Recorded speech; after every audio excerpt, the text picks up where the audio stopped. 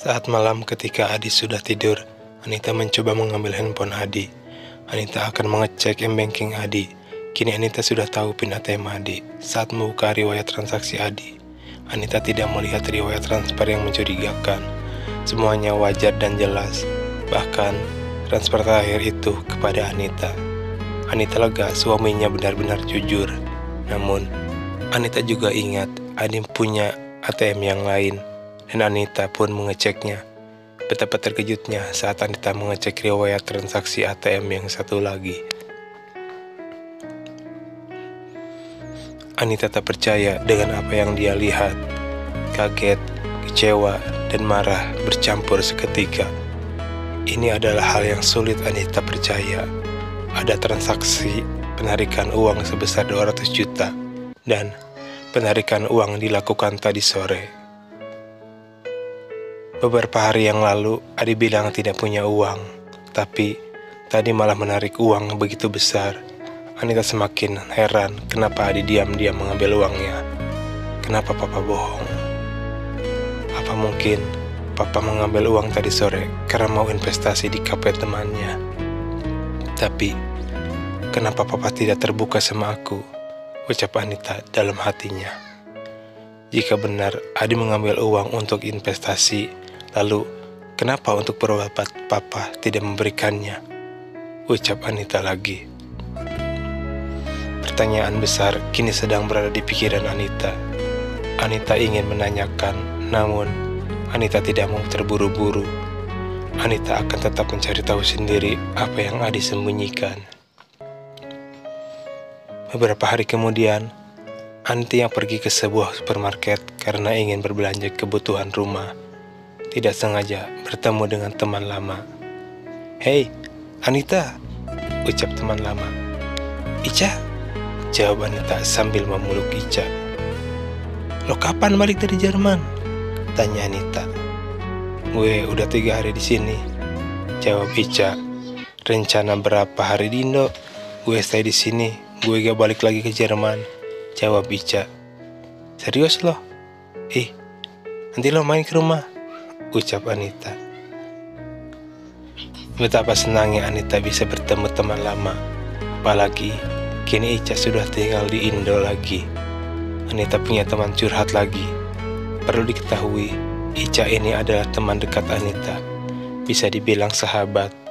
Dulu, waktu SMA, dia satu teman main dengan Silpi juga.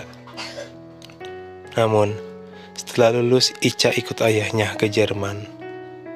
Setelah berbincang lama, Anita dan Ica bertukar nomor handphone dan mereka pun akhirnya berpisah. Setelah Ica beres dari supermarket, Ica pergi ke sebuah kafe.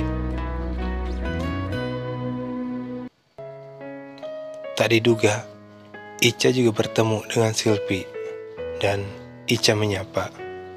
"Hei, Silpi," ucap Ica. "Ica, apa kabar lo?" jawab Silpi. Mereka pun berpelukan. Ica dan Silpi berbincang. "Lo sama siapa kesini?" tanya Silpi. "Sendiri." "Lo sendiri sama siapa?" tanya Ica. "Gue lagi nunggu suami gue." "Oh, kalau gitu gue di sana aja ya," ucap Ica. "Lah, di sini aja," ucap Silpi. "Gue takut ganggu ah. Dah gue ke sana. Nanti kita ngobrol-ngobrol lagi," ucap Ica. Tidak lama kemudian, Adi datang dan menemui Silpi. "Hai sayang, sini," panggil Silpi. "Kenalin, ini teman aku," ucap Silpi.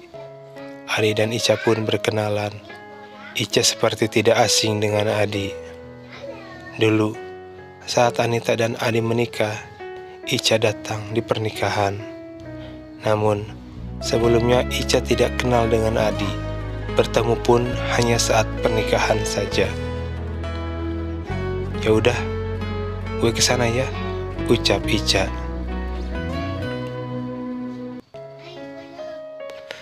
Ica pun pindah meja.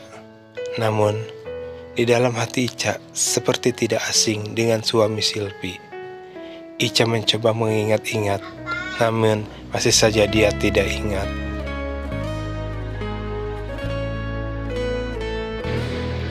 Waktu pun berlalu. Adi dan Silpi pun pergi ke sebuah hotel. Seperti biasa, mereka memadu kasih. Di lain tempat, Anita masih terus mencari kebenaran. Apa sebenarnya yang disembunyikan Adi? Ingin rasanya Anita membututi Adi. Namun, apalah daya, dia tak bisa meninggalkan anaknya karena belum sepenuhnya sehat. Apa aku harus minta tolong orang lain untuk mencari tahu tentang Adi? Ucap Anita berbicara sendiri. Malam pun tiba dan Adi pulang ke rumah. "Mah, kau belum tidur?" tanya Adi. "Iya nih, Mama lagi nunggu papat. Tumben pulang malam banget. Kamu habis jalan sama teman?" tanya Anita. "Enggak kok. Tadi aku ketemu sama teman yang mauin bisnis bareng," jawab Adi. "Oh, terus gimana? Udah punya uang ya, Pak?" tanya Anita. "Udah. Tadi aku pinjam dari Hakim," jawab Adi. Baik banget ya Pak Hakim. Kayaknya Mama harus bilang terima kasih langsung ke dia," ucap Anita. Gak usah, Mah. Gak perlu. Aku udah bilang makasih kok," ucap Adi dengan gugup. Akhirnya Anita punya ide. Anita akan menanyakan ke Hakim apa benar Adi meminjam uang atau hanya alasan saja. Tapi Anita akan menanyakan secara diam-diam tanpa diketahui oleh suaminya. Pagi pun tiba. Anita sebenarnya ingin segera menanyakan tentang pinjaman ke Hakim. Namun, Anita bingung bagaimana caranya. Jika dia pergi ke kantor, pasti Adi mengetahuinya. Pergi ke rumahnya, Anita tidak tahu alamatnya. Namun, pada siang hari, Adi menelpon Anita bahwa Adi harus keluar kota mendadak. "Halo, Mah. Ini Papa mau kasih tahu, hari ini Papa mau keluar kota," ucap Adi. "Kok mendadak, Pak?" tanya Anita. "Iya, Mah. Soalnya lagi urgent," jawab Adi. "Papa nginep gak?" "Papa gak tahu.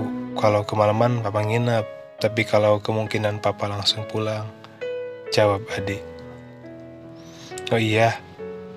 Hati-hati, Pak. Papa sama siapa? Sama Pak Hakim juga?" tanya Anita. "Enggak, Papa cuma sama supir kantor dan staf aja," jawab Adi. Anita berpikir mungkin ini kesempatan untuk bertanya kepada Hakim. Anita pun menutup teleponnya dan bersiap untuk pergi ke kantor Adi. Namun di jalan, Anita membeli kue sebagai alasan jika dia bertemu dengan Hakim, Anita akan berpura-pura memberikan hadiah ucapan terima kasih. Anita langsung menghampiri resepsionis. "Permisi, Mbak," ucap Anita. "Bu, maaf Pak, Adinya tadi sudah pergi keluar kota," ucap resepsionis. "Oh, kalau itu saya udah tahu. Tapi saya kesini mau bertemu sama Pak Hakim. Beliau ada?" tanya Anita. "Pak Hakim sedang meeting, Bu." "Ya sudah, saya tunggu saja," ucap Anita. Anita pun menunggu Hakim selesai meeting, karena Anita ingin segera mengetahui kebenarannya. Beberapa saat kemudian, Hakim selesai dan keluar dari ruang meeting. Resepsionis pun memberitahu bahwa ada istri Adi ingin bertemu dengan Hakim. Hakim pun menyuruh Anita datang ke ruang kerjanya. "Permisi, Pak," ucap Anita. "Oh, silakan, masuk Mbak Anita," ucap Hakim. "Ada keperluan apa sampai datang ke kantor?" tanya Hakim. "Ini saya cuma mau mengantarkan kue sebagai ucapan terima kasih." "Terima kasih untuk?" tanya Hakim. "Karena Bapak sudah meminjamkan uang kepada suami saya," jawab Anita. "Pinjamkan uang? Saya tidak pernah meminjamkan uang sama Pak Adi," ucap Hakim dengan heran.